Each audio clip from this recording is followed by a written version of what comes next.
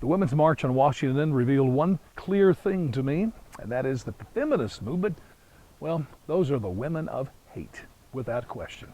I mean, there was so much hate and vulgar speech there, it was incredible. Now, let me say this before we start. Back when Bill Clinton was president, that's when I quit listening to feminists. Now, I personally enjoyed the days when they were ripping their bras off and stuff, having a little more fun.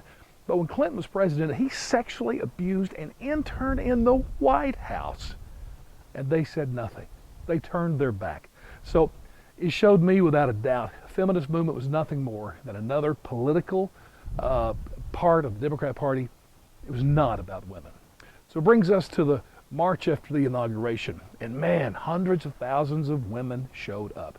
But I want to know if the women of America really identify with them and the hate that was expressed.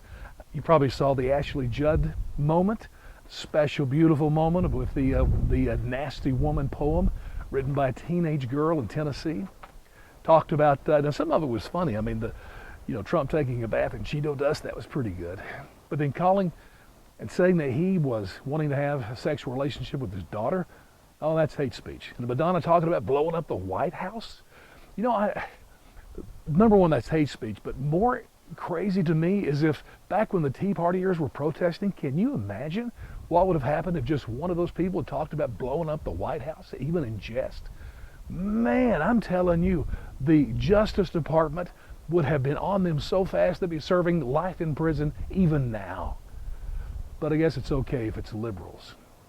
Now, I went to the organizing website of that march just to find out a little more, and there were 8 issues they say they were promoting.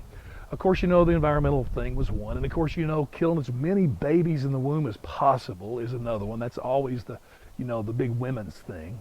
But then there's some others that were interesting. The first one was about violence and women, which makes sense, except when I read the paragraph under it. And it was talking about police brutality and racial profiling. Whatever. And then there's one, of course, about the gays and lesbians and transgenders and even use the word queer. I thought that was politically incorrect. I guess it's not. So I guess this is where we bring men into the march and what we stand up for. Another amazing one was the one on labor. It's more about, making sure there's unions doing their job. But the one line I really appreciated was how that march was to help protect the rights of the undocumented laborer.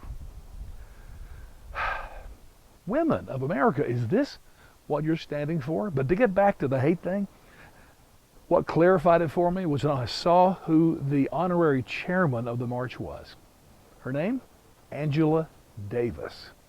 A felon, a murderer, a domestic terrorist, a communist. If you want to know her story, go to Wikipedia or somewhere. It's amazing because where Trump is just lambasted because his slogan, "Make America Great," here's a woman that wants to tear America down and start a revolution. She hates America. She's the honorary chairman of the Women's March. Women, is this what you're about? Thankfully, 42% of the women in this country voted for Trump, which tells me maybe not all are affiliated with that. But help me out here. Are the feminists the women of hate?